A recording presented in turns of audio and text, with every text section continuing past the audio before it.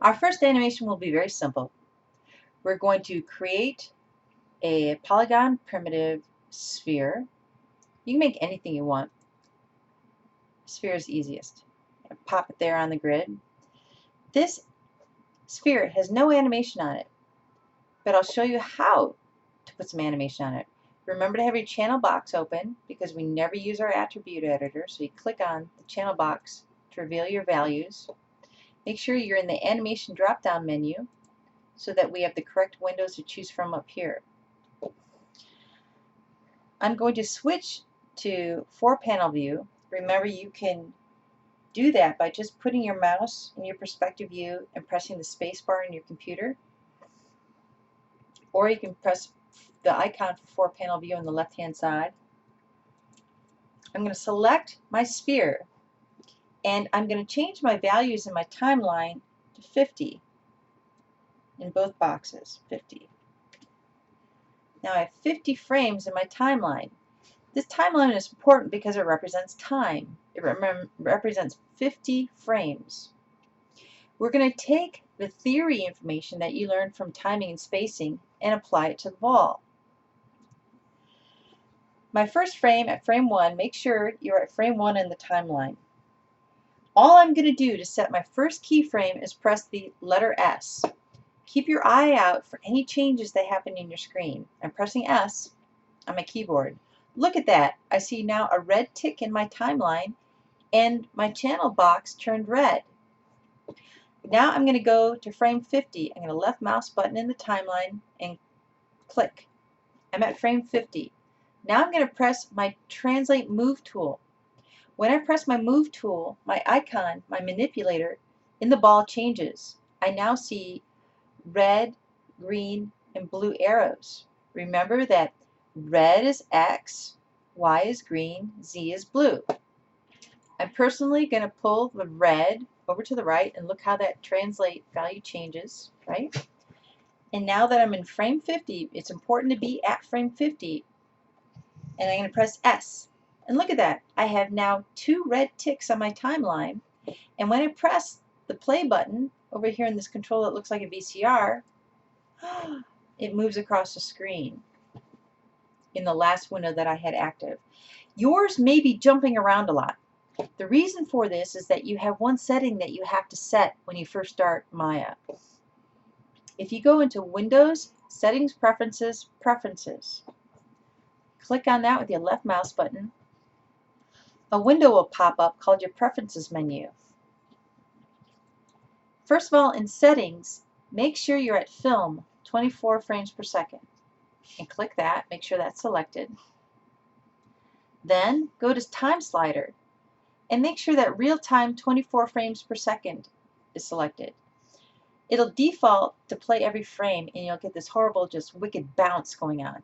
Make sure it's at real time. Then save that, and when you play it, it'll just go across like that.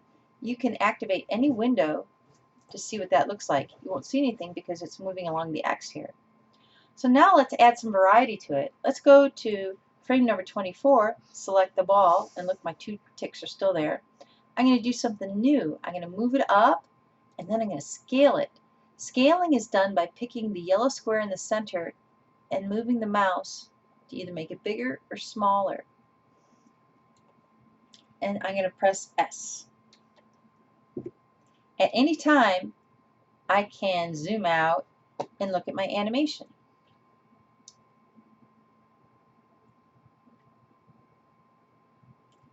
Now I want you to understand the relationship between this and the animation graph editor. This icon is Panel Layout Animation Graph Editor. Let's click on that. This gives you a perspective view in your animation graph editor. This is the preferred way for you to work this semester. You're going to be working between 4-view and between perspective and animation graph editor. I'm always going to want you to have the animation graph editor on, but I will describe how we'll do that per assignment and you'll get used to it. Right now I just want you to get the basics so you can grasp the essentials of what we're doing. That animation you just did is now represented in the animation graph editor. Follow along with me. Do View, Frame, frame all. Boom. That changes the view to fill the window. Everything you've done to your ball is represented now in this graph editor. Look at that. You can probably most easily see the translate Y information best. See how it reacts to each of your keyframes. It's exactly where you set it. This left side, that shows spacing. The bottom shows timing. So think about the theory you just learned and understand that spacing will show up here, timing will show up here. And as it moves across time, the change in spacing will show up in how far it moves up and down. You'll see a different story in each curve. And when we look at all of them, you'll see the whole story at once. Probably by the end of this course, you'll be able to read this like a second language. You'll be able to understand what's going on in your animation just by looking at your curves if you practice hard enough. Practice saving your file. File, save scene as, and I'm going to, this is in my my project, so I'm going to put this in my Maya folder, and I'm going to put it in my projects, my default, and my scenes. Remember this breadcrumb? And I'm going to call this my basic ball underscore version 1. Every 15 minutes, you're going to want to add another version to it. Call it version 2, version 3, version 4. Because if you forget to do that, your computer may crash and you will lose hours and hours of work. And it is so morally crushing when you lose hours and hours of work. Save every 15 minutes. If you have to put up a timer or something like that, just make sure that you save a new version every few minutes, and we'll describe scenarios where you're going to be saving yourself time by doing that later in the course.